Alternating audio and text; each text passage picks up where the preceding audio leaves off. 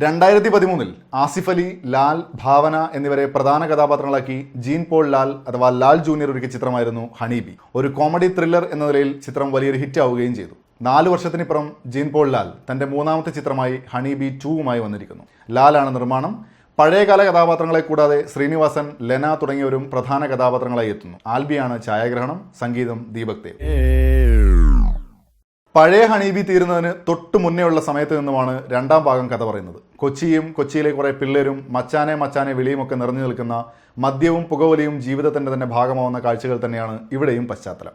ആദ്യ ഭാഗത്തെ കമ്പയർ ചെയ്ത് ഈ ചിത്രത്തിലേക്ക് പോവുകയാണെങ്കിൽ കോമഡിയും ആക്ഷനും നിറഞ്ഞ ഒരു പാക്ക്ഡ് എൻ്റർടൈനർ ആയിരുന്നു ആദ്യ ഭാഗമെങ്കിൽ ഫാമിലി സെൻറ്റിമെൻ്റൽ ഡ്രാമയാണ് 2ാം ഭാഗം. അതുകൊണ്ട് തന്നെ ആദ്യ ഭാഗത്ത് വില്ലന്മാരായവർ ഒക്കെയും ഇവിടെ എത്തിയപ്പോൾ നനഞ്ഞ പടക്കങ്ങളായി. തിയേറ്റർ വീണ്ടും ചിരിപടർത്താൻ അശ്ലീല സംഭാഷണങ്ങളും ദ്വയാർത്ഥ പ്രയോഗങ്ങളും തന്നെയാണ് ഇവിടെയും ഉപയോഗിക്കുന്നത്. ബഹളമുണ്ടാക്കി ചിരിപ്പിക്കാൻ ശ്രമിക്കുക എന്ന ശ്രമവും നടന്നിട്ടുണ്ട്. കളർഫുൾ സീനുകളായിരുന്നു ഫ്രെയിമുകളെങ്കിലും പ്രേക്ഷകന് ആസ്വദിക്കാൻ പറ്റുന്ന വിധത്തിലേക്ക് ഒന്നും ചേർത്ത് വയ്ക്കപ്പെട്ടിട്ടില്ല. വ്യക്തമായ ഐഡന്റിറ്റി ഇല്ലാത്ത കഥാപാത്രങ്ങൾക്കിടയിൽ അല്പമെങ്കിലും സമാധാനം തോന്നിയത് ശ്രീനാഥ് ബാസിയാണ്.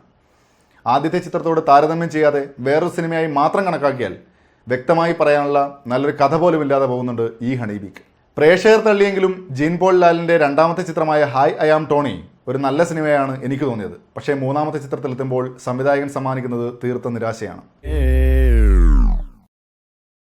നിങ്ങൾക്കും ഈ ചിത്രത്തെ വിലയിരുത്താം. അതിനുള്ള മൊബൈൽ ആപ്ലിക്കേഷനാണ് സിനിബി. മൂവി ബൈറ്റിൻ്റെ സിനിമാ റിവ്യൂകൾ നിങ്ങൾക്ക് സിനിബിയിലും കാണാം. ഈ ചിത്രത്തിന് ഞാൻ നൽകുന്ന റേറ്റിംഗ് 40. കൂടുതൽ വീഡിയോസിനായി മൺസൂൺ മീഡിയയുടെ യൂട്യൂബ് ചാനൽ സബ്സ്ക്രൈബ് ചെയ്യുക. നിങ്ങളുടെ അഭിപ്രായങ്ങൾ കമൻറ്റ് ചെയ്യുക.